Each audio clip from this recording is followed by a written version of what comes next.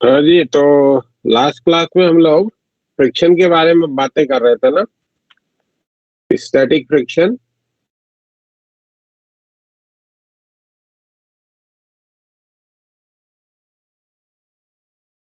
तो पिछले क्लास में, हेलो, आवाज आ रही है क्या मेरी?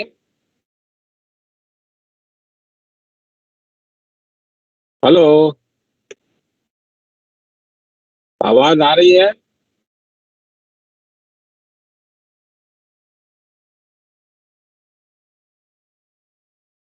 अच्छा।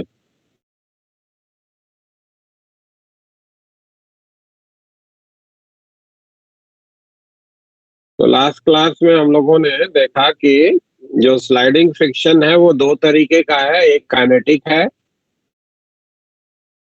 और दूसरा जो है वो स्टैटिक। स्टैटिक आपको तब अप्लाई करना है जब दो सरफेसेस जिनके बीच रिलेटिव मोशन होने की संभावना बनती हो लेकिन हो नहीं, तो वहां पे स्टैटिक लगाएंगे। और काइनेटिक तब लगाएंगे जब रिलेटिव मोशन दोनों के बीच हो जाएगा। स्टैटिक फ्रिक्शनल फोर्स के लिए बताया गया एडजस्टेबल है, magnitude as well as direction दोनों ये रिक्वायरमेंट के अकॉर्डिंग अपना मैनेज करता है। और इसकी जो मैक्सिमम वैल्यू है जिसको आप लिमिटिंग फ्रिक्शन कहते हैं वो लिखा जाता है म्यू एस इंटू एन से, where N is the contact normal reaction. और काइनेटिक फ्रिक्शन के बारे में बताया गया कि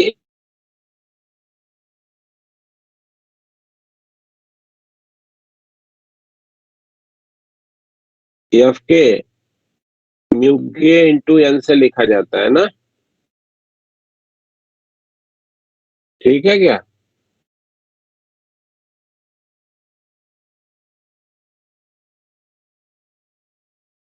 दोनों ही एफ एस मैक्स की बात करें या एफ के की बात करें, ये दोनों एरिया ऑफ कॉन्टैक्ट से इंडिपेंडेंट है। म्यू एस की value slightly greater than mu के होती है, ठीक है?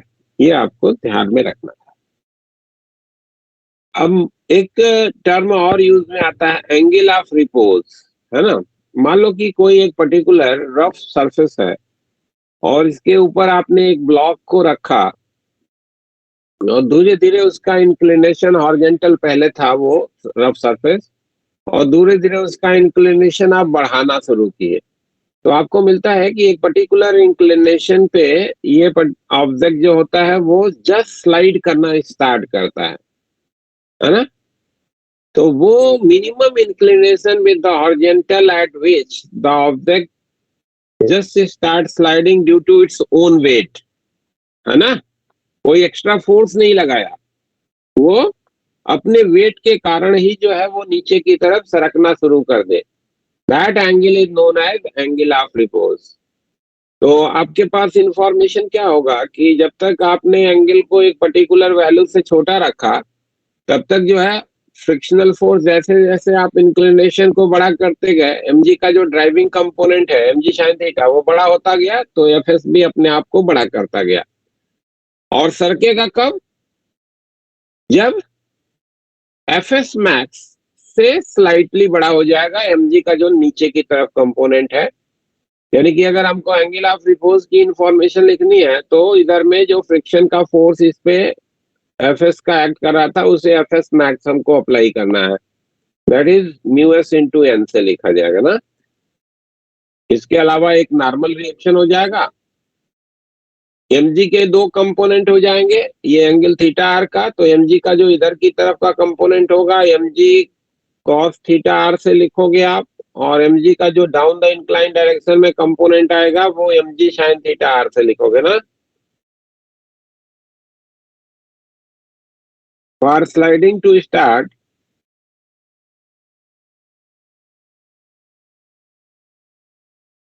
mg sin theta should be slightly greater than fs max, या कैलकुलेशन के लिए म्यू एस इंटू एन के बराबर, ठीक है ना?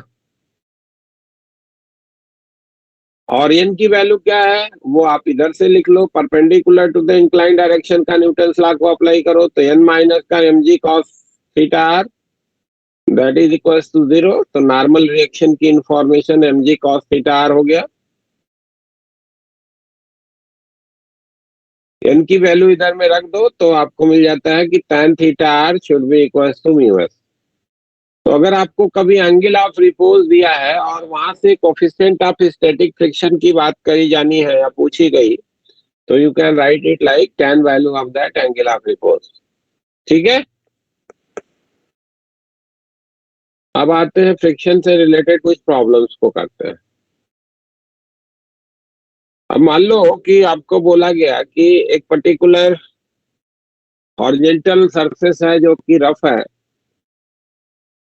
और इस रफ सरफेस पे एक ऑब्जेक्ट को जिसका मास m का है वो आपने प्लेस करा, and now you are trying to pull this particular object on this surface.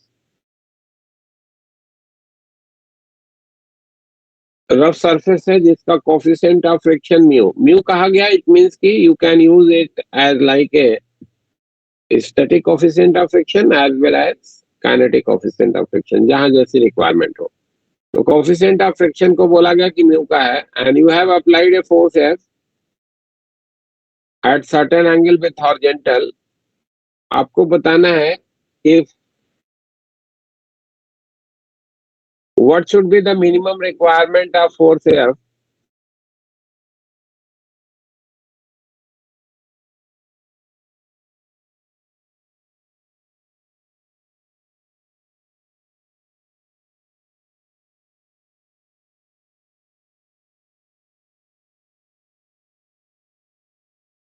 which can slide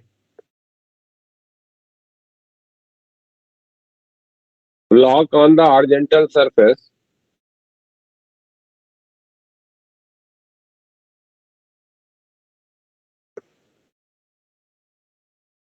and at which angle it should be applied.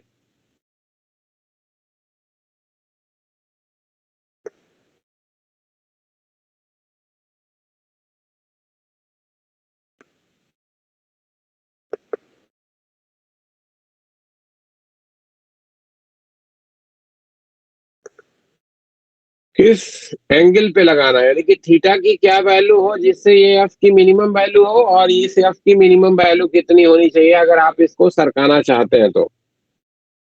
ठीक है, ये आपको बताना है। Are you trying? क्या आप प्रयास करोगे? हेलो, आप लोग प्रयास करेंगे करने का?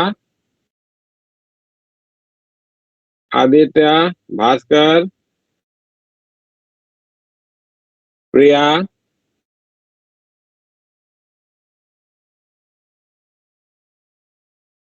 अरे सब गायब होगा क्या? अरे तो माइक खोल के एक बार बोल तो दो यार, तुम लोग तो बोलते भी नहीं,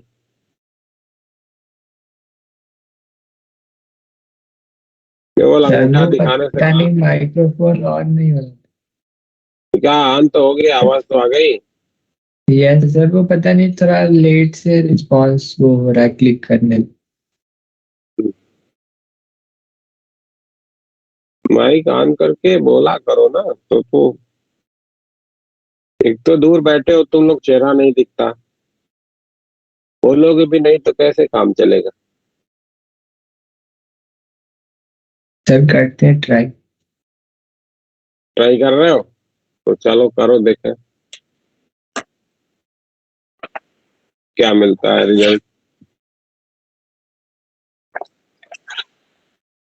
सर वो क्वेश्चन दिखाइएगा एक बार फिर से। हम्म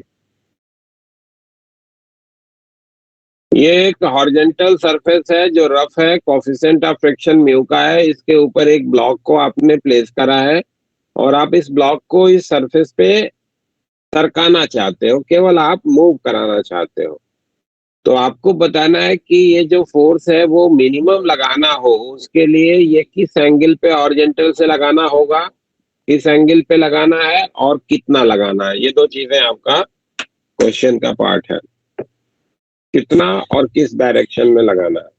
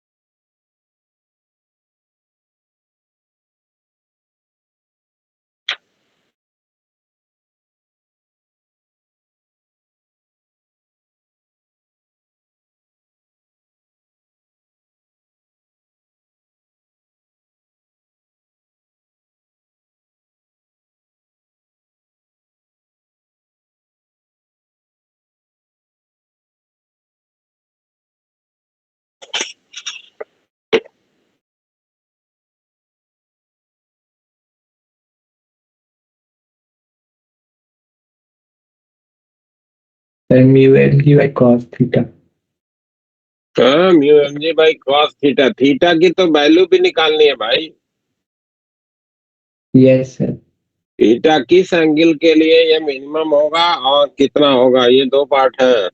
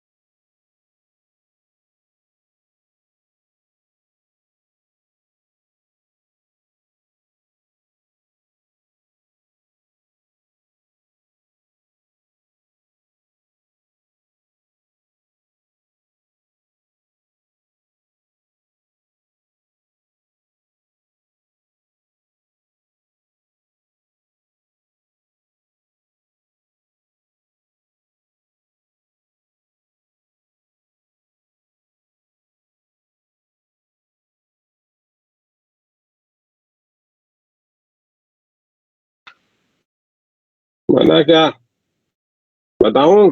सर 45। किसने बोला 45?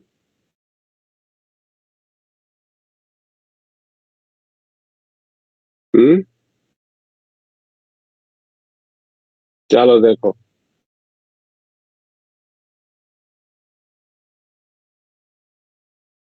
अब इस पर्टिकुलर ब्लॉक के लिए आप बनाओ एफबीडी। तो इस ब्लॉक पे एक फोर्स तो जो है वो ग्रेविटी का लग गया। मान लिया आपने कि थीटा एंगल पे ये फोर्स अप्लाई कर दिया, तो एक फोर्स ग्रेविटी का हो जाएगा, एमजी का नीचे लग जाएगा। दूसरा यहाँ का नॉर्मल रिएक्शन होगा जिसको आप एन कहोगे। और तीसरा इस पे फ्रिक्शन का फोर्स होगा जो इधर की तरफ होगा, म्यू इंटू एन से लिखोगे।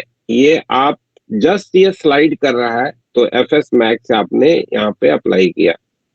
ठीक है, तो फर्स्ट ऑफ ऑल तो हम लोग ये जानने का प्रयास करेंगे कि अगर थीटा एंगल पे हम अप्लाई करते हैं तो ये फोर्स मिनिमम कितना होना चाहिए जिसमें ये स्लाइड कर जाए।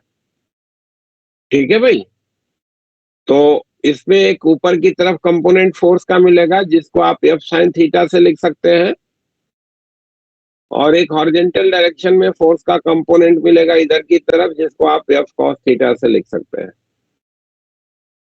और वर्टिकल डायरेक्शन का जब आप इक्वेशन लिखेंगे तो आपको क्या मिलता है भाई, N plus F sine theta minus of M G, it should be equal to 0। तो नॉर्मल रिएक्शन के बारे में इंफॉर्मेशन हो गया कि it is M G minus F sine theta. ठीक है ना। हॉरिजॉन्टल डायरेक्शन का इक्वेशन लिखो तो F cos theta minus mu N, और चूंकि ये जस्ट स्लाइड किया है दैट मीन्स कि it is going without any acceleration, है ना, जीरो एक्सेलरेशन। तो right side of the equation is 0। N की जगह पे आप ये रख दो तो F cos theta minus of mu into M G minus F sine theta that is equal to 0। तो F cos theta plus mu sine theta that is equal to mu M G. ये आपका expression force के लिए बन गया कि theta angle पे अगर आपने फोर्स लगाया है तो what should be the minimum force at which this block is going to slide। इतनी बात क्लियर है क्या? है यहाँ सर, तक की बात। जी सर। लेकिन आपको ये नहीं पूछा है प्रॉब्लम में, आपको क्या पूछा है कि किस एंगल पे लगाएं कि ये मिनिमम फोर्स होगा और कितना होगा। तो अब आइए इस फोर्स के मिनिमम के लिए हम बात करते हैं। ठीक है, for F to be minimum,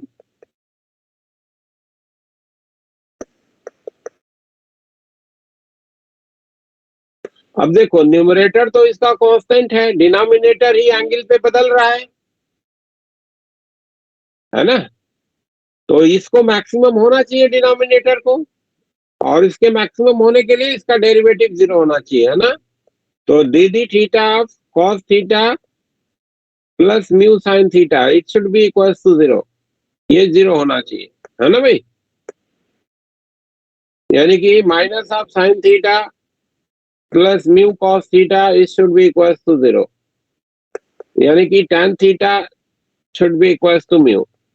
तो एक पार्ट तो आपके क्वेश्चन का हो गया कि theta should B tan inverse mu. tan inverse mu के एंगल पे आप अप्लाई करोगे तो ऐसे केस में ये ब्लॉक कम से कम फोर्स में खिंच जाएगा, मूव कर जाएगा। ठीक है ना।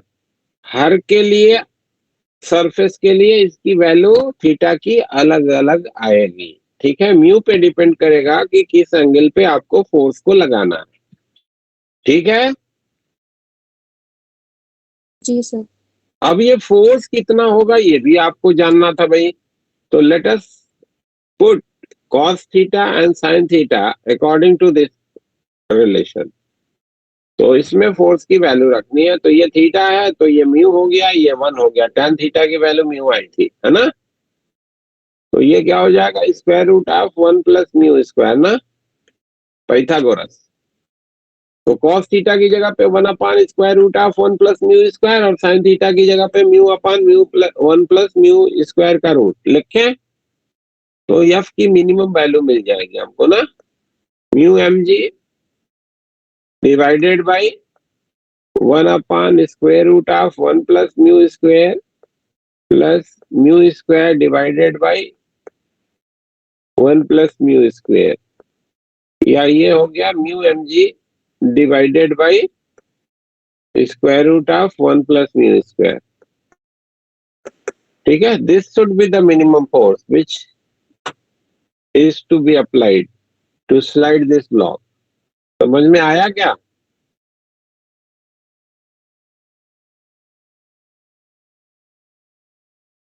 Hello, yes sir.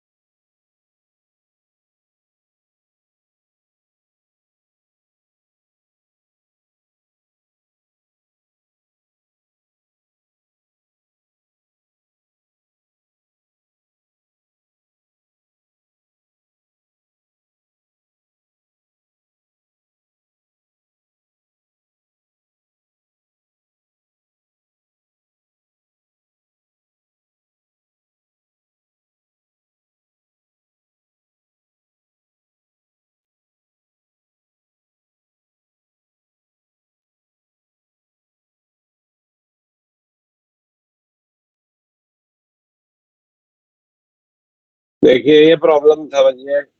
ये आपको कहा गया कि एक रफ हॉरिजॉन्टल सरफेस है जिसके ऊपर एक प्लेटफॉर्म रखा गया है जिसका मास स्मॉल एम का है,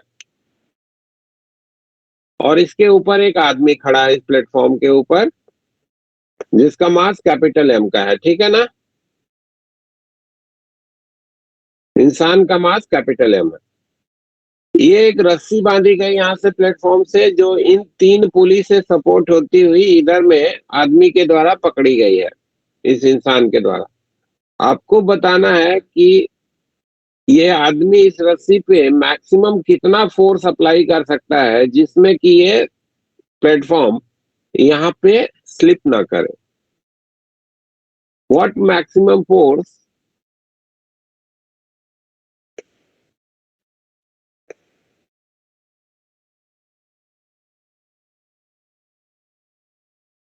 the man can apply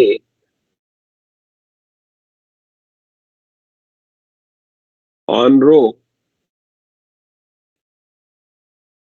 so that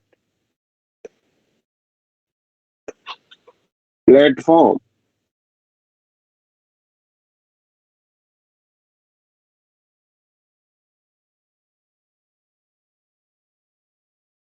does not slide on floor। ये प्लेटफॉर्म जो है वो फ्लोर पे स्लाइड ना करे, उसके लिए मैक्सिमम फोर्स आदमी कितना लगा सकता है ये आपको बताना है।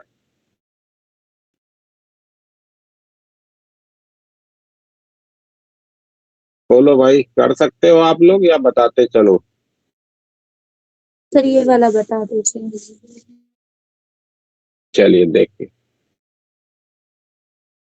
अब ये जो आदमी प्लेटफॉर्म के ऊपर खड़ा है, अगर इस रस्सी पे फोर्स लगाएगा तो नीचे की तरफ ये खींच रहा है रस्सी को, तो ये रस्सी जो यहाँ पे है वही रस्सी यहाँ पे भी है।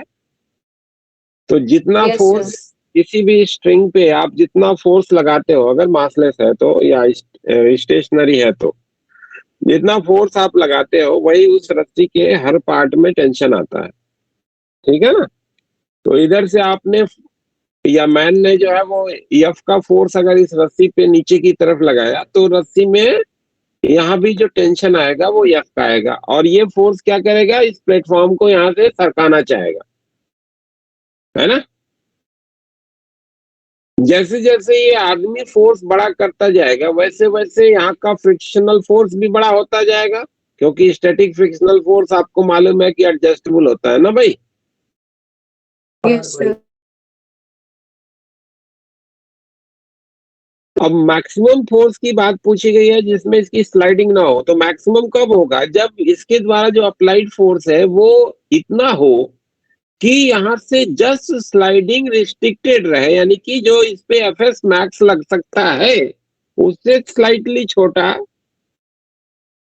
फ्रिक्शन का फोर्स लग रहा हो, कैलकुलेशन के लिए एफएस मैक्स के बराबर। क्लियर है क्या बात? हाँ जी सर। ठीक, तो इतनी बात को ध्यान में लेकर के हम लोग क्या करेंगे कि इस आदमी और प्लेटफॉर्म को एक साथ सिस्टम बनाएंगे और उसके लिए बनाएंगे एफबीडी।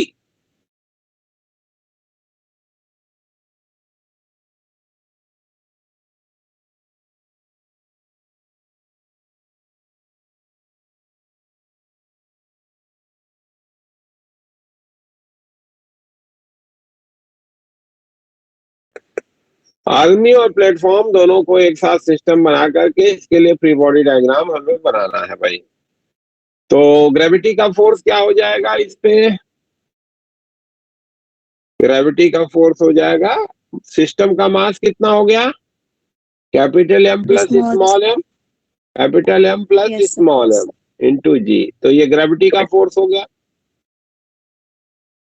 Yes, sir. ठीक है, रस्सी पे जितना फोर्स आदमी नीचे की तरफ लगा रहा है उतनी फोर्स रस्सी आदमी पे भी लगाएगी, ऊपर की तरफ लगाएगी। तो रस्सी का पुल ऊपर की तरफ लग गया एफ का। नीचे जो ये प्लेटफॉर्म रखा गया जिस फ्लोर के ऊपर, उस फ्लोर के द्वारा एक कांटेक्ट का नॉर्मल रिएक्शन लगाया जाएगा जिसको आप एन का नाम दे सकते हैं। तो ये एन का नॉर्मल रिएक्शन हो गया। ये रस्सी जो यहाँ पे थी वही यहाँ पे भी है, यहाँ पे रस्सी हॉरिजॉन्टल है तो ये हॉरिजॉन्टल डायरेक्शन में इस पे पुल लगाएगी, दाहिनी तरफ फोर्स लगा दिया एफ का। और लिमिटिंग फ्रिक्शन लगना है, प्लेटफॉर्म की स्लाइड करने की टेंडेंसी किधर है, राइट साइड में है ना? प्लेटफॉर्म दाहिनी तरफ सरकेगा या बाएं भी Yes. सरक सकता है? बोलो, बाएं भी सरक सकता है क्या प्लेटफॉर्म? सर दाया ही जाएगा। दाहिने जाएगा, राइट साइड। तो इस पे फ्रिक्शन का फोर्स लगा दिया आपने, एफएस मैक्स लगा दिया। एफएस मैक्स क्यों लगाया? क्योंकि इस फोर्स की या ये फोर्स की मैक्सिमम वैल्यू हमको चाहिए, म्यू इंटू एन। ये इतने फोर्स हो गए जो man and platform as a system पे लग रहे हैं, और इन सभी फोर्सेस के कारण इस सिस्टम का क्या है, रेस्ट है। तो रेस्ट के लिए आप वर्टिकल डायरेक्शन का इक्वेशन बताएंगे। एफ का कंपोनेंट एफ हो गया, एन का कंपोनेंट एन हो गया, capital M plus small m g का हो गया, माइनस का capital M plus small m into g. Sir ये वर्टिकल, हाँ जी। सर ये ऊपर की डायरेक्शन में जो एफ फोर्स लगाया आपने वो किसका लगाया? ये रस्सी ने लगाया बेटा, ये रस्सी ने। Okay sir. रस्सी पे जितना फोर्स आदमी लगाएगा उतनी फोर्स रस्सी आदमी पे भी लगाएगी। तो चूंकि हमारे सिस्टम में आदमी भी है, तो आदमी पे भी जो लग रहे हैं फोर्सेस उनको भी दिखाना, ठीक है ना। Yes sir. हम्म। और ये सब का सम 0 हो जाना है। तो नॉर्मल रिएक्शन तो हमको पता हो गया, capital M plus small m into g minus का एफ से लिखा हुए। एक इक्वेशन तो ये बन गया। अब दाहिनी तरफ के डायरेक्शन का इक्वेशन लिखिए। तो राइट साइड के इक्वेशन में एफ का कंपोनेंट एफ, म्यू एन का minus mu N, and it should be equal to 0 again, है ना। एन की ये वैल्यू आप यहां पर उठा के रख दीजिए।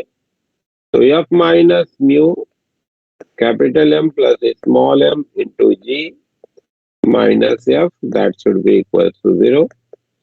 ये एफ और ये आप एक साथ लिख लेते हैं, तो एफ 1 प्लस म्यू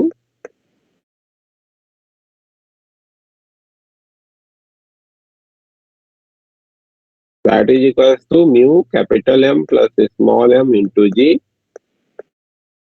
यानी कि फोर्स की वैल्यू क्या हो गई भाई, mu capital M plus small m into g divided by 1 plus mu.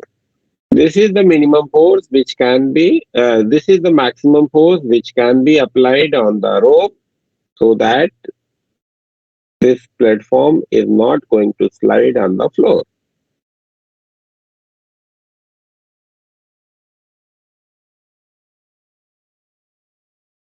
समझ में आ रहा है भाई?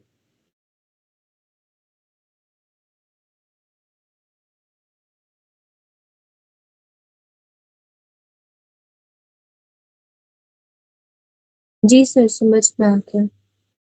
चलो नोट भी कर लो, आगे दूसरा एक सवाल और बोलूं। सर एक मिनट।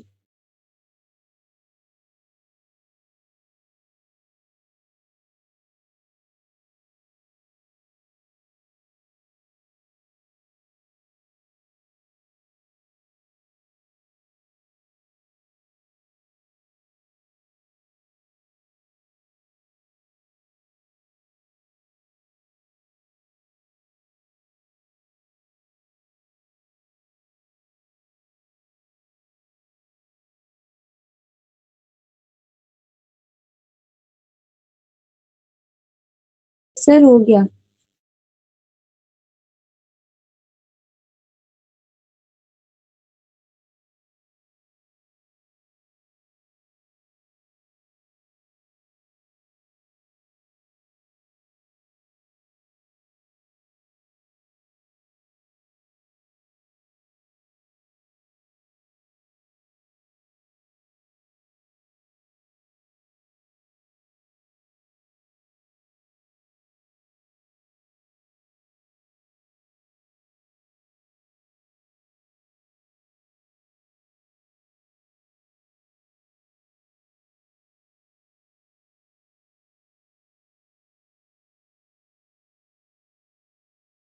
एक प्रॉब्लम और बोलो। जी सर।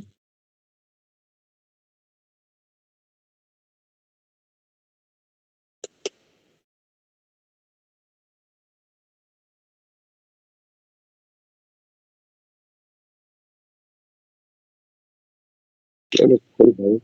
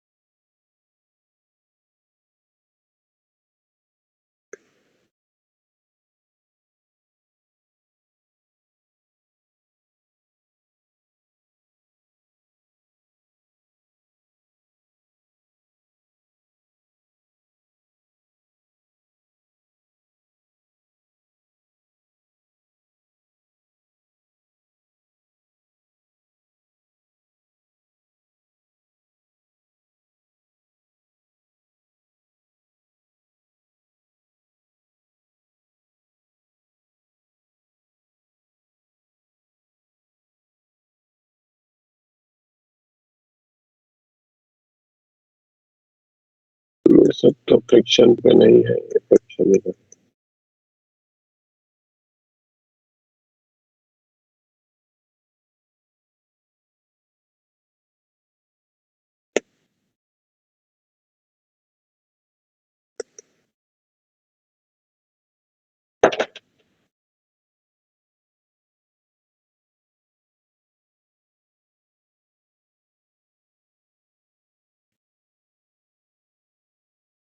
ये 14 नंबर देखो तो जरा कुछ आइडिया आता है क्या बनने का?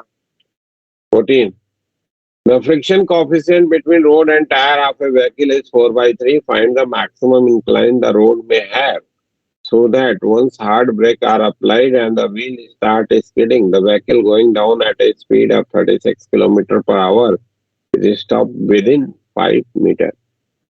36 4/3 पढ़ लिया हो तो मैं दूसरी तरफ समझा दूं प्रॉब्लम को, पढ़ लीजिए एक बार। यस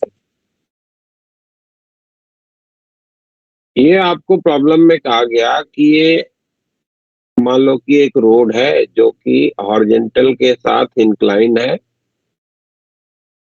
और इस पे एक गाड़ी है वो जा रही है और गाड़ी की जो स्पीड है वो आपको बोला गया कि 36 km/h की है और coefficient of friction between tyre and the road is 4/3। ठीक है, तो आपको ये बताना है कि इस रोड का हम अधिक से अधिक कितना इंक्लिनेशन रख सकते हैं जिसमें कि ये गाड़ी में अगर हम ब्रेक लगाते हैं जिसके कारण ये गाड़ी स्लाइड करती हुई नीचे जाना शुरू करती है ना, तो ये विद इन 5 मीटर रुक जाए, 5 मीटर के अंदर रुक जाए, उसके लिए इस रोड का मैक्सिमम क्या हम इंक्लिनेशन रख सकते हैं। तो मैक्सिमम इंक्लिनेशन कब होगा भाई? अच्छा, जैसे जैसे आप इंक्लिनेशन बढ़ाओगे इसका डाउनवर्ड जो डायरेक्शन में जो रिटार्डेशन आ रहा है ड्यू टू द फ्रिक्शन, वो रिटार्डेशन कम होता जाएगा, है ना, क्योंकि आपको शायद ध्यान में होगा कि डाउनवर्ड जो एक्सेलरेशन आप लिखते हैं वो लिखा जाता है g sine theta minus mu cos theta से। शायद आपको ध्यान में है क्या, या इसको डेराइव करूं ये फॉर्मूले को? चेक कर दीजिए। अच्छा, अब कोई भी ऑब्जेक्ट है इसको एक इंक्लाइन प्लेन पे नीचे की तरफ जो कि मूव करता हुआ जा रहा है, ये नीचे की तरफ के मूवमेंट की बात कर रहे हैं, वी वेलोसिटी से जा रहा है। तो इसके लिए जब आप फ्री बॉडी डायग्राम बनाओगे तो एक ग्रेविटी का फोर्स लगेगा mg, दूसरा इस पे नॉर्मल रिएक्शन होगा ऊपर की तरफ n, और तीसरा इस पे काइनेटिक नेचर का फ्रिक्शनल फोर्स लगेगा इधर की तरफ, है ना, म्यू इंटू n। ठीक है, यस ये वाला एंगल थीटा का है, तो mg का जो इधर की तरफ आपको कंपोनेंट मिलेगा mg cos थीटा मिलेगा, mg का जो डाउन द इंक्लाइन डायरेक्शन में कंपोनेंट मिलेगा वो mg sin थीटा मिलेगा। तो perpendicular to the incline direction इधर के लिए इक्वेशन लिखेंगे तो n माइनस का mg cos theta that should be equal to 0 ना, क्योंकि इंक्लाइन के परपेंडिकुलर तो एक्सीलरेशन होगा नहीं, जो भी एक्सीलरेशन होगा that will be along the incline ना। तो n की वैल्यू mg cos थीटा हो गई, और नीचे के डायरेक्शन का इक्वेशन लिखोगे तो mg sin theta minus of mu n that is equal to m into a. n की वैल्यू इधर से रख दीजिए, तो mg sin थीटा माइनस का mu into mg cos theta that is equal to m a, यानी कि ए को लिखने का इंफॉर्मेशन हो गया g sin थीटा माइनस का म्यू कॉस थीटा। ठीक है, तो डाउन द इंक्लाइन डायरेक्शन में जो स्लाइड करता हुआ कोई ऑब्जेक्ट अगर जा रहा है तो उसका एक्सेलरेशन लिखने का ये डायनेमिक्स से ये इंफॉर्मेशन है जो आपको ध्यान में रखना चाहिए कि ऐसे किसी प्रॉब्लम में आपको पूरा का पूरा ये कैलकुलेट ना करना पड़े, इसे एज ए फॉर्मूला ध्यान में रख सकते हैं। अच्छा, एक चीज और, अगर यही चीज ऊपर फेंकी गई है ना, ये ऊपर जा रहा है, ऊपर आपने इसको वेलोसिटी दिया, ठीक है, तो उस केस में इसका एक्सेलरेशन जो होगा वो डाउनवर्ड डायरेक्शन में होगा। ठीक है, और फिर से अगर इसके लिए फ्री बॉडी डायग्राम बनाओगे तो mg लगेगा इधर, नॉर्मल रिएक्शन इधर, और म्यू एन जो लगेगा वो इधर की तरफ लगेगा ना। बोल भाई, ठीक है। यस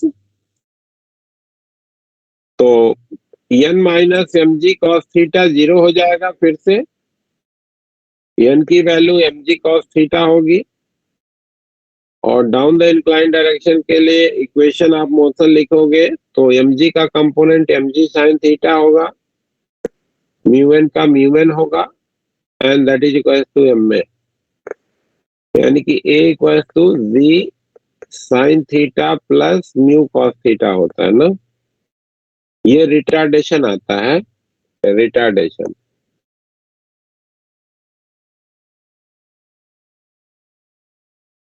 इतने का रिटार्डेशन होगा, अगर ऊपर जा रहा है तो बीच में प्लस होगा, रिटार्डेशन होगा, नीचे जा रहा है तो ये उसका एक्सेलरेशन है ना।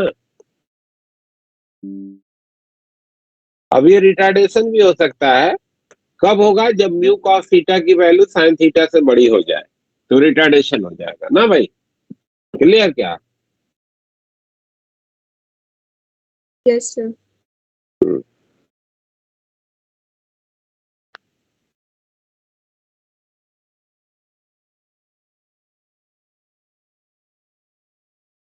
तो अगर आपको ये थीटा की मैक्सिमम वैल्यू चाहिए तो ये दो फॉर्मूले हो गए जो आप याद रखोगे ना, ये भी ये नीचे से ऊपर जाने में रिटार्डेशन है, ये ऊपर से नीचे जाने में एक्सेलरेशन है।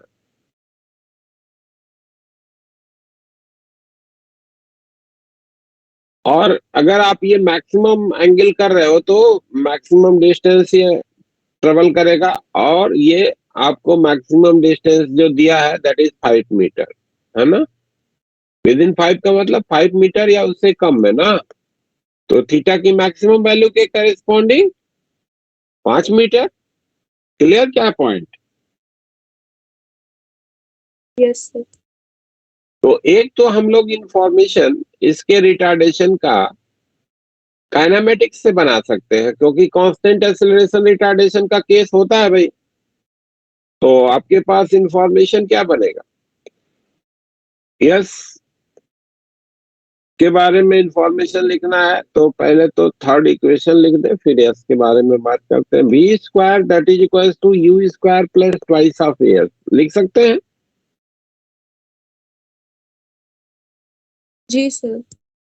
वी फाइनल कितना हो जा रहा है, 0। इनिशियल कितना है भाई, 36 किलोमीटर दिया गया है, तो किलोमीटर पर आवर को मीटर पर सेकंड में कन्वर्ट करने के लिए क्या करते हो, 1000 से मल्टीप्लाई और 3600 से डिवाइड। तो 5/18 आता है, वो याद रखो। Yes sir. ठीक है, 5/18 यानी कि ये 10 मीटर पर सेकंड हो गया ना। 36 किलोमीटर पर आवर मतलब 10 मीटर पर सेकेंड। तो u की वैल्यू हो गई 10 plus twice of a into s कितना है 5 मीटर। तो a की वैल्यू माइनस का 10 मिल गया ना भाई।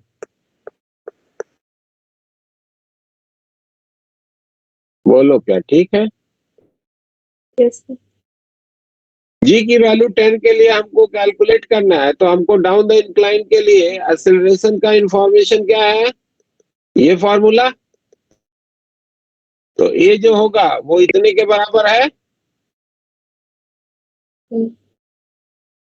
हैं?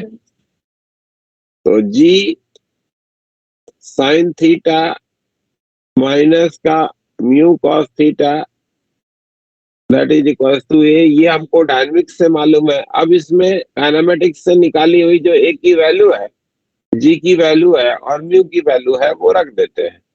तो जी हमारा 10 हो गया sign theta minus 4/3 cos theta that is minus half 10। अब इसको थीटा के लिए आप में से कोई सॉल्व कर सकता है? इस इक्वेशन को थीटा के लिए सॉल्व करना है, आप में से कोई कर सकता है?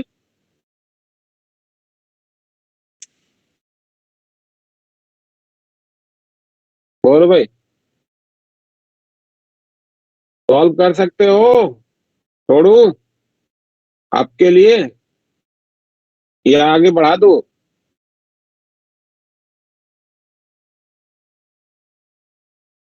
इस इक्वेशन के से थीटा की वैल्यू निकाल सकते हैं? हाँ या ना बोल दीजिए भाई कम से कम। सर निकाल दीजिए।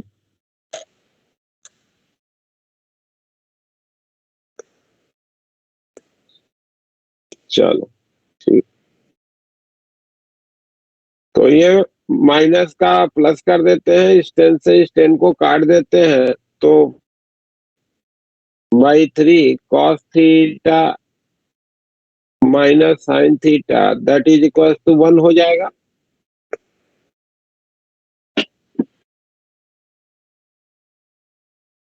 यानी कि 4 cos theta minus 3 sine theta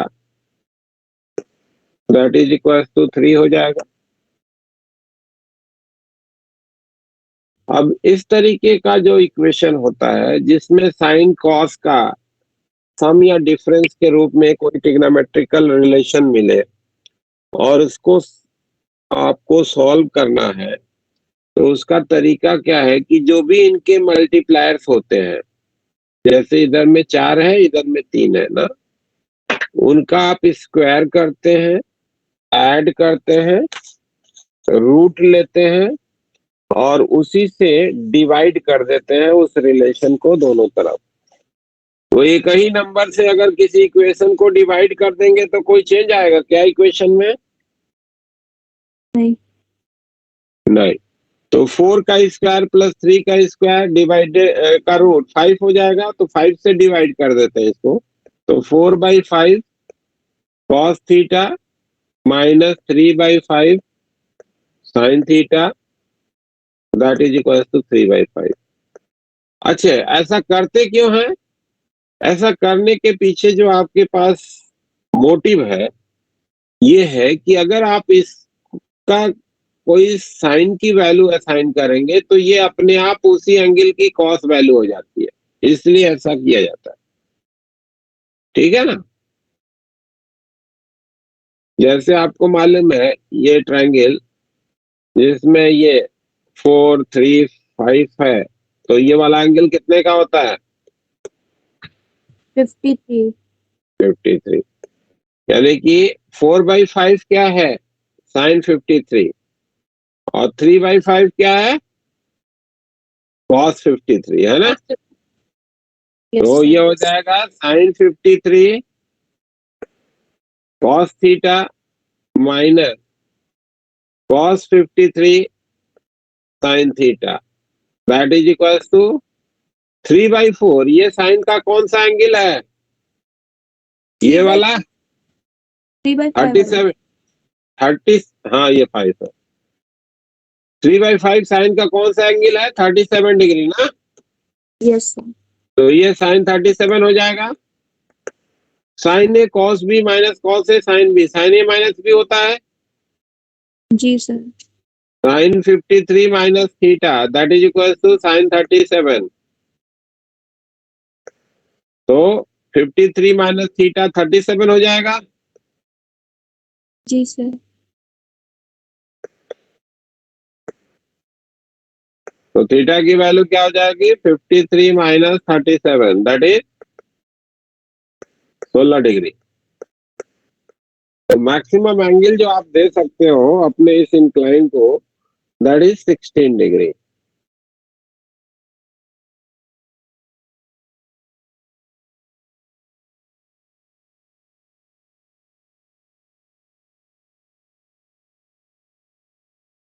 ठीक है। सर भी जीरो कैसे हुआ? हाँ क्या बोला बेटा? सर फाइनल वेलोसिटी जीरो कैसे हुआ?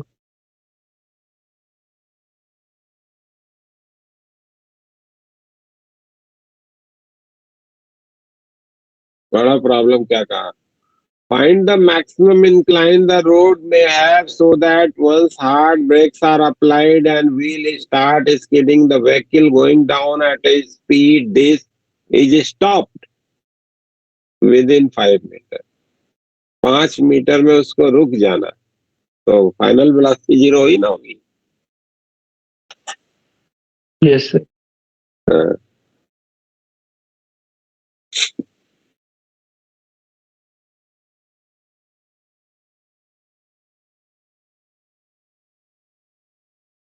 ठीक है, ये प्रॉब्लम समझ में आ गया सबको? Yes sir. तो एक चीज हम लोगों ने इधर में सीखा भी कि ऐसे जो है ट्रिग्नोमेट्रिकल इक्वेशन को कैसे सॉल्व करना है ना? Yes sir. तो ध्यान में रखिएगा, ये सम या डिफरेंस में जब भी आवेगा ना साइन कॉस का, तो आप ये तरीका यूज करेंगे सॉल्यूशन को बनाने का, है ना? वैसे एक और भी तरीका है लेकिन वो ज्यादा जो है यूजफुल नहीं बनता है, उसमें ऐसे एंगल बन जाता है जिसको हम लोग आसानी से कैलकुलेट नहीं कर पाते। जैसे इधर में साइन थीटा को जो है कॉस थीटा के टर्म में लिख देंगे तो क्वाड्रेटिक इक्वेशन बन जाएगा ना। फिर उसको कॉस थीटा के लिए सॉल्व कर लेंगे तो थीटा को फिर कॉस इनवर्स में लिखा जा सकता है ना? Yes sir.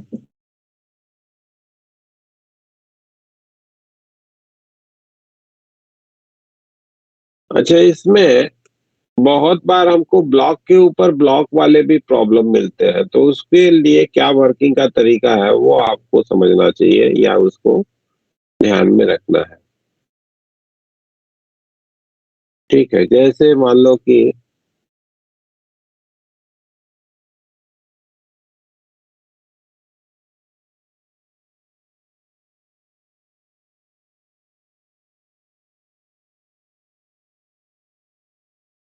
यही वाला करते हैं 23, इसको समझते हैं, है ना?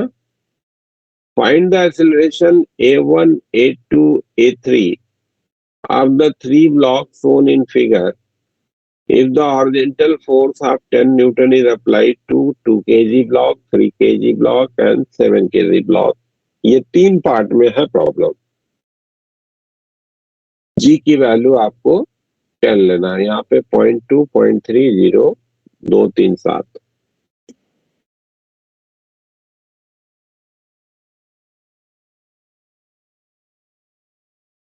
ये आपको प्रॉब्लम में कहा गया कि एक स्मूथ सरफेस है, इसके ऊपर एक 7 kg का ब्लॉक रखा गया,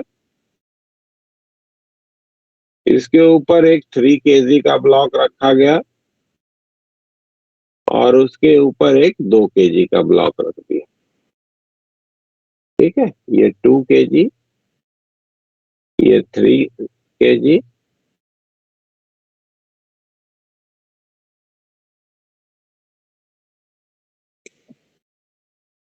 और ये 7 kg। यहाँ के लिए कोफिशिएंट ऑफ फ्रिक्शन 0.2 का है, यहाँ के लिए कोफिशिएंट ऑफ फ्रिक्शन 0.3 का है, और यहाँ के लिए 0 है। ठीक है, यानी कि ये नीचे वाला सरफेस स्मूथ है। अब इन तीनों में से किसी एक ब्लॉक पे अगर फोर्स लगाया जाए और एक्सेलरेशन पूछा जाए कि इनका क्या होगा, तो ऐसे जब भी आपको प्रॉब्लम मिलेंगे जिसमें एक के ऊपर एक कई सारे ब्लॉक्स रखे हैं और किसी एक पे फोर्स लगा के अदर ब्लॉक्स के एक्सेलरेशन को भी कोरिलेट करने को बोला जाएगा, तो आपका जो वर्किंग का तरीका है, काम करने का जो तरीका है, वो सबसे पहला काम ये होता है ये जानने का कि ये जो डिफरेंट सरफेसेस है, जैसे ये वाला सरफेस, ये वाला सरफेस और ये नीचे वाला, नीचे वाला तो स्मूथ हो गया, तो यहाँ पे तो कोई प्रॉब्लम ही नहीं है, वो तो सरकेगा ही सरकेगा। इन तीनों सरफेसेस पे स्लिपिंग है कि नहीं है, ये आपको देखना होता है। ठीक है, जैसे पहला पार्ट करते हैं हम लोग। इस पे कहा गया कि फोर्स हमने लगाया है, कितना लगाया है? 10 न्यूटन का फोर्स लगाया है ना, यही दिया था ना प्रॉब्लम में, 10 न्यूटन। तो इनके एक्सेलरेशन को जानना है, तो पहला काम हम लोग ये करेंगे कि मान लेंगे कि these all the 3 blocks are moving in a unit, या एक यूनिट के रूप में आगे बढ़ रहे हैं। अज्यूम कर लिया आपने तरफ से, ठीक है, यानी कि यहाँ पे और यहाँ पे स्लिपिंग नहीं है, यहाँ तो स्लिपिंग होनी ही है क्योंकि वो फ्रिक्शनलेस है। ठीक है भाई, तीनों ब्लॉक को मान लिया कि एक साथ जाएंगे, तो अगर तीनों एक साथ जाते हैं तो वो क्या एक्सेलरेशन होगा वो हमको जानना है, पहला काम।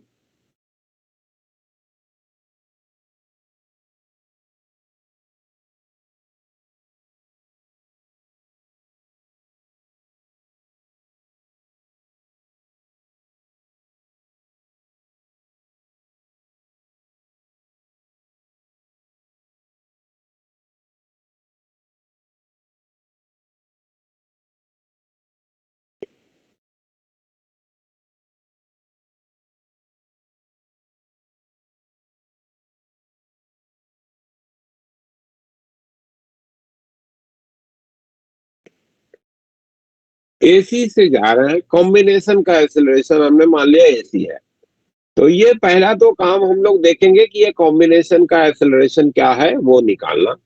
तो तीनों को एक साथ सिस्टम बना करके फ्री बॉडी डायग्राम बना दीजिए। तो 7 3 10 2 12, 12G नीचे की तरफ ग्रेविटी फोर्स हो गया, नीचे का जो फ्लोर है उसका नॉर्मल रिएक्शन हो गया N3, और इधर की तरफ जो फोर्स लगा है वो 10 न्यूटन का फोर्स लगा है, और ये सरफेस तो आपका स्मूथ है भाई, तो फ्रिक्शन आएगा नहीं यहाँ पे। ठीक है, यही फोर्स होंगे। Yes sir. तो दाहिनी तरफ का एक्सेलरेशन लिख जाओ कि इधर का एक्सेलरेशन कितना है, तो 10 that is equal to 12 into AC। AC के लिए इंफॉर्मेशन हो गया 5/6, 5/6। सर ये कैसे होगा? हाँ, क्या चीज? नहीं सर समझ आ गया। तो ये कॉम्बिनेशन का एक्सेलरेशन निकाला। अब आपको मालूम क्या है कि ये जो 2 kg का ब्लॉक है इस पे आपने तो फोर्स लगाया है, तो जिस पे भी फोर्स लगाए होंगे वो फोर्स के कारण मूव करेगा। लेकिन ये नीचे वाला जो ब्लॉक है और इसके नीचे वाला ये जो ब्लॉक है, ये दोनों तो फ्रिक्शन के कारण मूव करेंगे ना भाई, बोलो। यस। इन दोनों का जो मूवमेंट होगा, जिस पे फोर्स लगाया है वो तो फोर्स के कारण जाएगा, और जो बचे हुए ब्लॉक्स हैं they are going to move due to the friction. तो हम लोग देखेंगे कि क्या फ्रिक्शन के इन्फ्लुएंस में उनको उतना एक्सेलरेशन मिल सकता है। तो डिफरेंट लेयर्स पे हम एफएस मैक्स अप्लाई करके ये देखेंगे कि क्या उसको फ्रिक्शन के कारण उतना एक्सेलरेशन मिल सकता है। अगर हाँ, तो वहां पे स्लिपिंग नहीं होगी, और अगर नहीं तो वहां पे स्लिपिंग हो जाएगी। क्लियर है बात जो कह रहा हूं? Yes sir. ठीक है, तो हम लोग क्या करें कि ये दोनों ब्लॉक का एक साथ एफबीडी बना देते हैं। ये नीचे वाले दोनों ब्लॉक इस वाले लेयर पे स्लिपिंग को देखने के लिए। ठीक है, इस ऊपर वाले लेयर पे यहाँ पे स्लिपिंग देखने के लिए दोनों का एक साथ एफबीडी।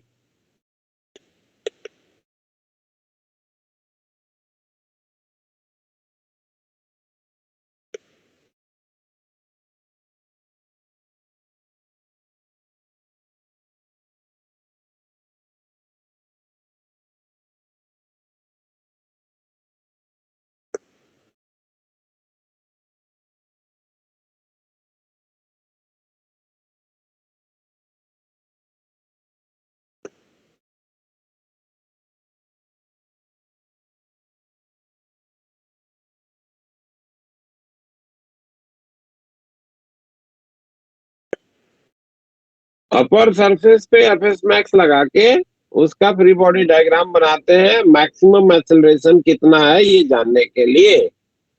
ठीक है,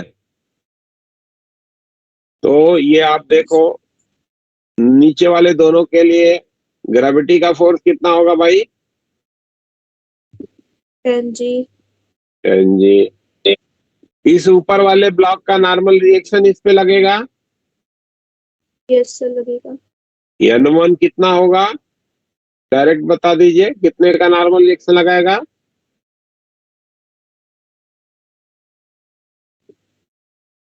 2 जी लगेगा। 2 जी।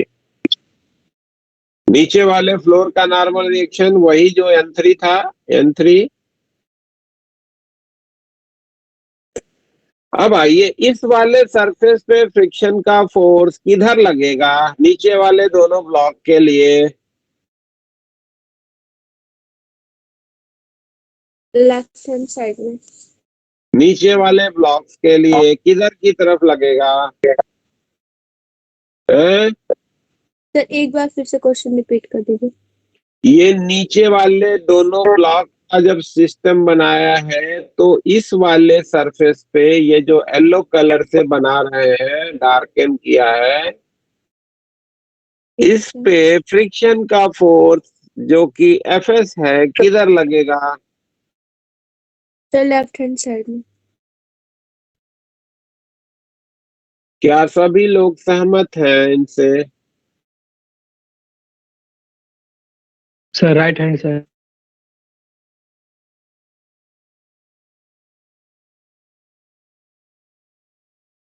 शब्दन जरा समझाओ उसको, दाहिने क्यों लगेगा? सर तभी तो ब्लॉक आगे जाएगा।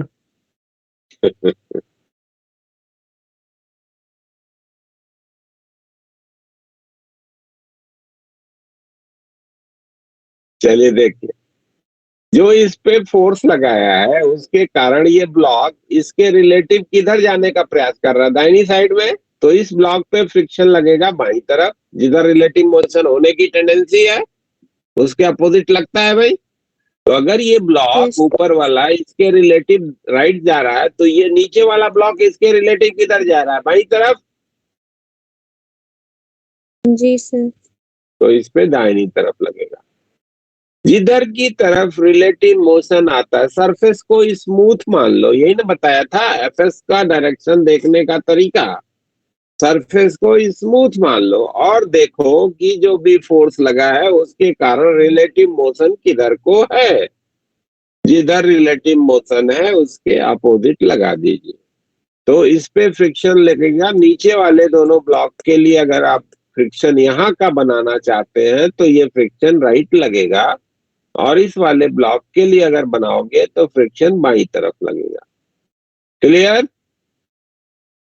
सर क्लियर हो गया। और कितना लगेगा भाई बताना जरा एफएस मैक्स।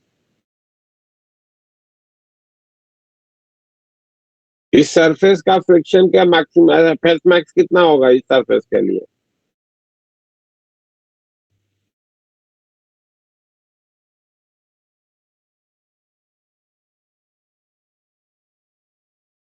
बोलिए।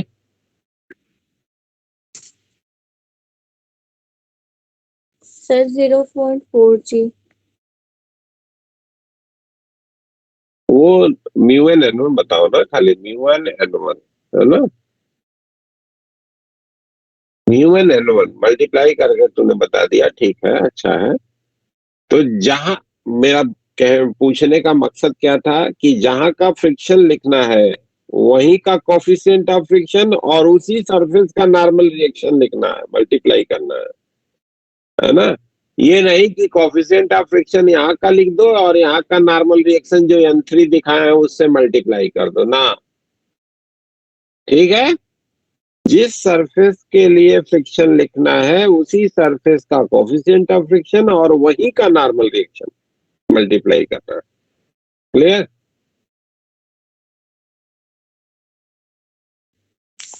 जी सर। तो μ1 है 0.2, n1 है 2g, that is equal to 10 into a max, maximum acceleration. FS max लगा मैक्सिमम एक्सेलरेशन, तो ए मैक्स की वैल्यू कितनी मिल गई भाई? ये तो कट गया 0.4।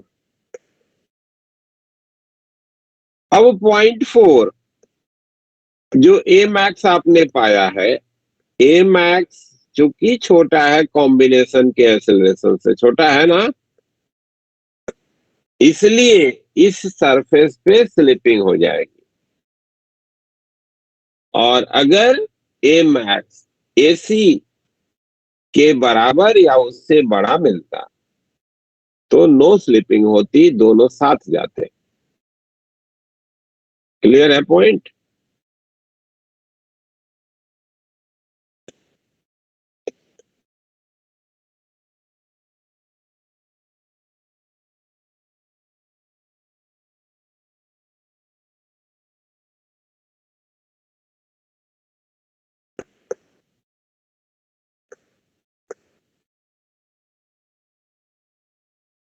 सरफेस 1 पे स्लिपिंग हो गई।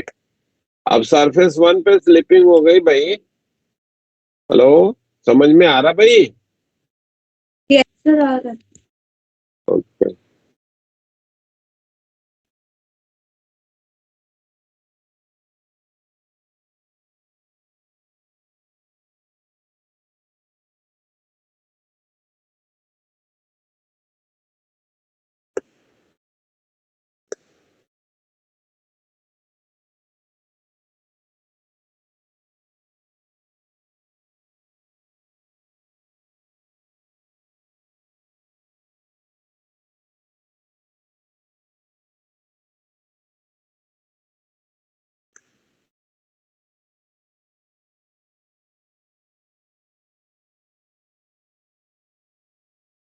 स्लिपिंग हो गई तो अब आपको क्या करना है कि ऊपर वाले ब्लॉक का अलग से एफबीडी बनाना है, ठीक है। जहां जहां स्लिपिंग होती जाएगी फिर अलग अलग एफबीडी बनेगी, ठीक है। तो ब्लॉक के ऊपर ब्लॉक वाले जो प्रॉब्लम होते हैं थोड़े से लंबे हो जाते हैं।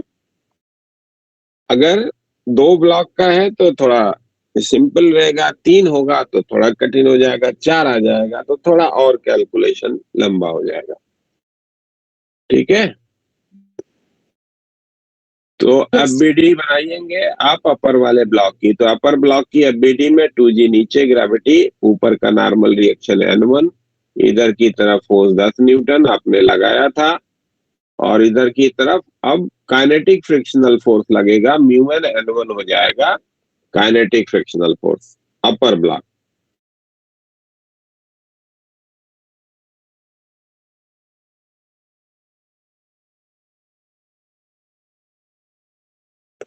ठीक है, n1 की वैल्यू 2g आपको मालूम ही है, तो 10 न्यूटन माइनस का 0.2 into 2 into 10 2g, that is equal to 2 into A1। A1 की वैल्यू आपको मिल गई 10 का 4, 4 का 6। A1 की वैल्यू हो गई 3 मीटर पर सेकेंड स्क्वायर। ठीक है, डायरेक्ट नहीं लिखना है काइनेटिक लगा के, हाँ देखना है पहले कि स्लिपिंग है कि नहीं, तभी आप उस पे लगाएंगे। ठीक, तो ऊपर वाले का तो पता हो गया। अब नीचे वाले दोनों की बात करते हैं। तो नीचे वाले दोनों का तो कॉम्बिनेशन का एक्सेलरेशन हम लोग निकाले ही, ये जो मैक्स होगा यही मैक्सिमम एक्सेलरेशन है नीचे वाले दोनों का, 0.4, है यस ना। सर। अब देखेंगे हम लोग कि क्या 0.4 का एक्सेलरेशन सबसे नीचे वाले ब्लॉक के लिए फ्रिक्शन के कारण मिल सकता है कि नहीं। अगर मिल सकेगा तो ऐसे केस में यही एक्सेलरेशन दोनों का हो जाएगा, A2 A3 बराबर हो जाएंगे। और अगर नहीं मिलेगा तो फिर से अलग से उसका BD बनाएंगे, है ना। तो for g slipping at second surface, देखते हैं कि नीचे वाले ब्लॉक का FBD बनाते हैं। तो नीचे वाले ब्लॉक का 7G का ग्रेविटी का फोर्स, ऊपर का नॉर्मल रिएक्शन तो N3 है और नीचे का नॉर्मल रिएक्शन N2, जो कि हो जाएगा 2 + 3G, है ना। यहाँ का देख लो एक बार फिर से फिगर दिखाते हैं। यहाँ का जो नॉर्मल रिएक्शन होगा 2 + 3G होगा।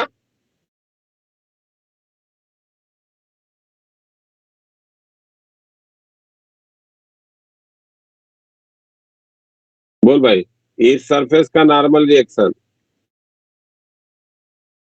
2 + 3G, ठीक है। यस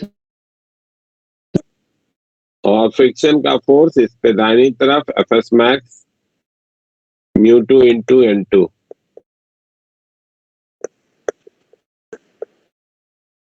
तो μ2 कितना था, 0.3 इंटू N2 की वैल्यू 2 + 3 यानी कि 5G, that is equal to 7 into A3 max. इसका जो मैक्सिमम एक्सेलरेशन हो सकता है। तो A3 मैक्स कितना मिला हमको, 5 × 15, 15/7। और ये देखो ये बड़ा मिल गया A मैक्स से, है ना। A मैक्स जो पहले निकाले थे उससे ये ज्यादा मिल गया ना, ये 0.4 था। Yes sir. इट मीन्स कि there is no slipping between second and third block, no slipping between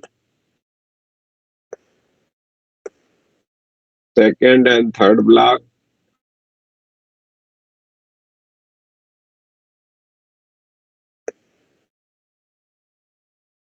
both will go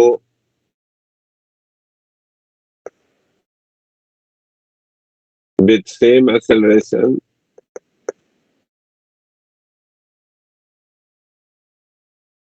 A2 equals to A3 equals to A max, जो हमने पहले से निकाला था, that is 0.4 metre per second square.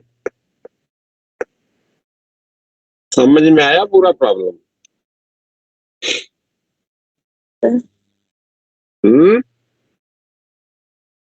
Yes sir आया।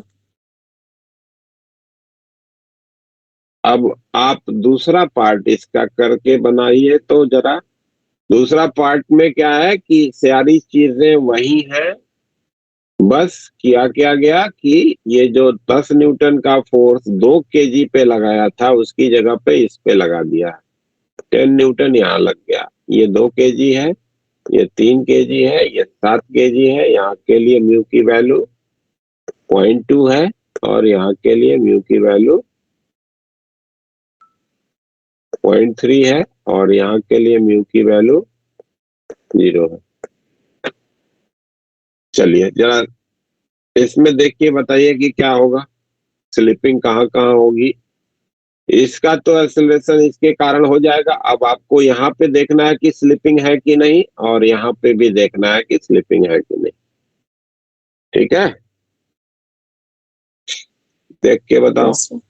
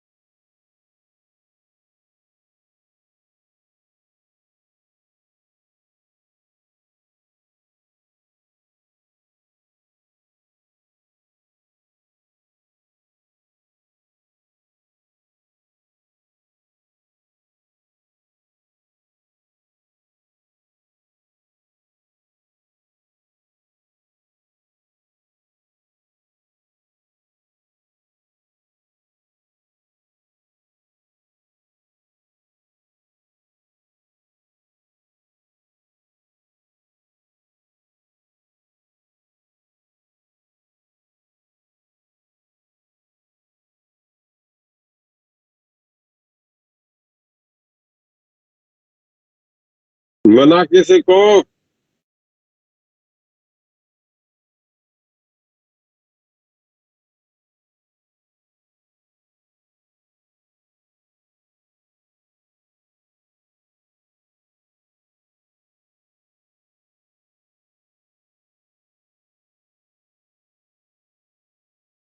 मिला या बताऊं? सर बता दीजिए। चलो देखो, तो कॉम्बिनेशन का एक्सीलरेशन तो वही आएगा, AC कितना आया था 10 डिवाइडेड बाई 12 दैट इज 5/6। ठीक है, वो तो वहां तक तो एज इट इज वर्किंग है, एसी की वैल्यू है। अब ऊपर वाले ब्लॉक के लिए बनाइए अलग से एफबीडी। नीचे का ग्रेविटी का force 2G, normal reaction N1, और इस पे फ्रिक्शन का फोर्स लग गया इधर की तरफ μ1 इंटू N1। देखें इसका एक्सेलरेशन कितना आता है मैक्सिमम। तो नॉर्मल रिएक्शन N1 तो 2G हो जाएगा, और μ1 into N1 that is equal to 2 into A1 max, है ना। इसकी मैक्सिमम एक्सेलरेशन कितना हो सकता है, तो A1 मैक्स आपको मिला कि ये हो जाएगा 0.2 इंटू N1 की जगह पे 2 इंटू 10 डिवाइडेड बाई 2, तो 2 मीटर पर सेकंड स्क्वायर का मिला। तो मैक्सिमम एक्सेलरेशन इतना है, जबकि कॉम्बिनेशन में जाने के लिए केवल इतना ही चाहिए, तो स्लिपिंग नहीं होगी। A1 max is greater than AC, no slipping at this layer.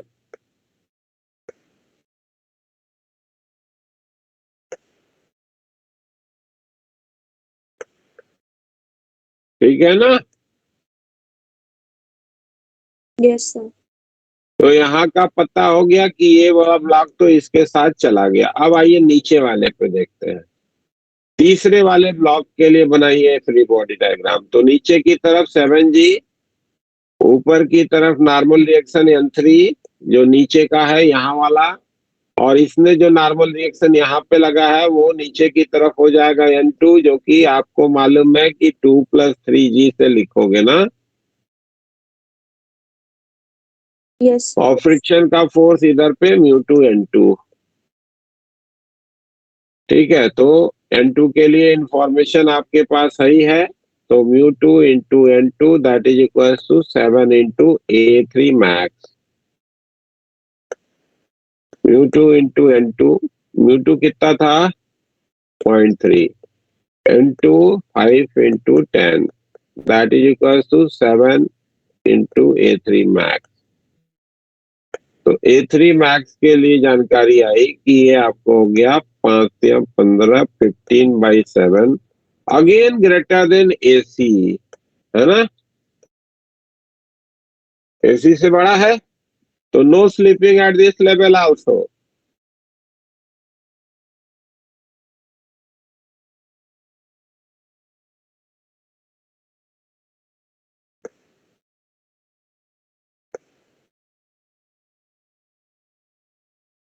अब स्लीपिंग नहीं है तो कहीं भी नहीं आया, तो A1 बराबर A2 बराबर A3 बराबर AC, जो कि आपने कितना निकाला था 5/6।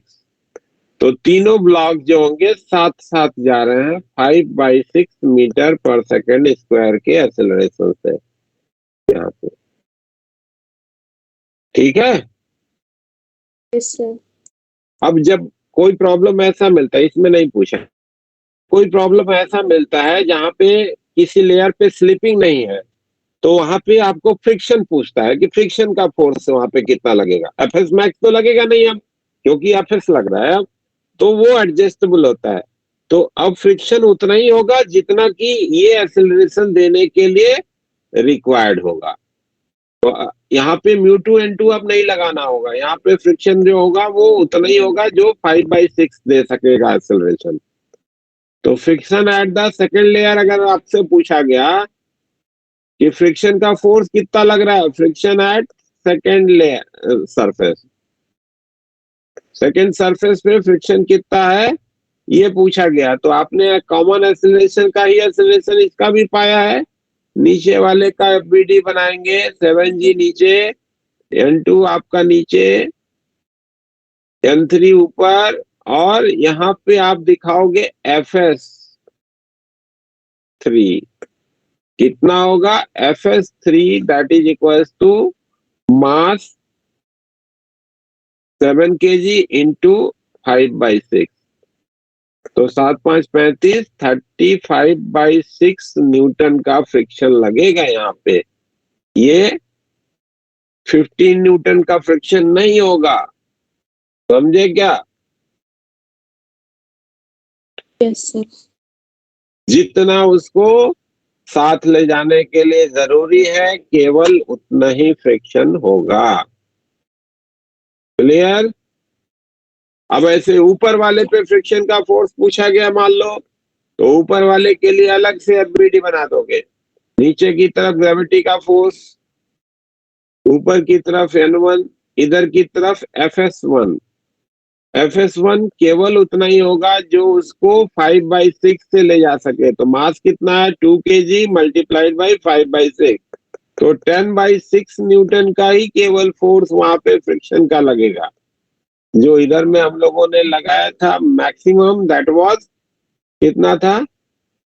4 न्यूटन। 4 न्यूटन नहीं लगेगा उस पे केवल 10/6 न्यूटन का लगेगा। समझे? तो जब Yes, भी sir. स्लिपिंग नहीं है तो वहां पे स्टैटिक फ्रिक्शन को आपको देखना है कि कितना एक्ट करेगा, अगर प्रॉब्लम में पूछा है तो। ठीक है, वहां पे FS मैक्स नहीं लगाना है, V1 नहीं लगाना है, स्लिपिंग नहीं है तो। जितनी रिक्वायरमेंट होगी उसको उस एक्सेलरेशन से ले जाने के लिए बस उतना ही force of friction at that particular layer act करेगा या कर रहा होगा। क्लियर है बात? जी सर। तो कल की क्लास में फिर सर्कुलर मोशन और उसकी डायनेमिक्स की बात करेंगे, और फिर जो है वर्क एनर्जी प्रिंसिपल की, है ना? Yes sir.